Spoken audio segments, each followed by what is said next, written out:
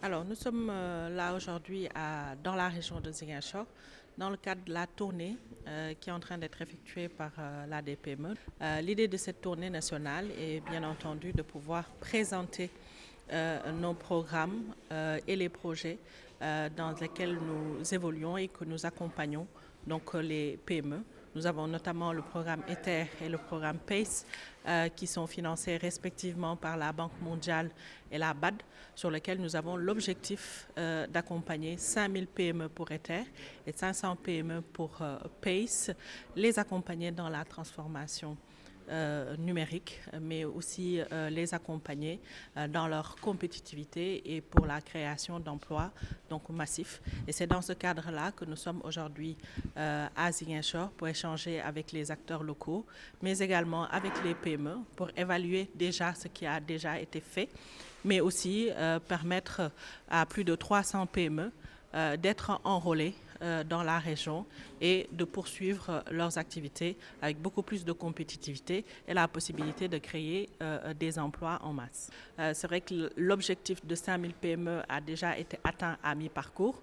Nous comptons donc aller vers l'échelle et atteindre 10 000 PME accompagnées. Et l'objectif aujourd'hui sur Ziguinchor est vraiment de pouvoir enrôler 300 PME qui vont bénéficier de cet accompagnement donc sur tous les plans. L'idée, c'est de donner, vous le savez, dans le cadre de la vision 2050 qui a été présentée par le président de la République, mais aussi son Premier ministre, on a le plan de redéploiement et de développement de la Casamance.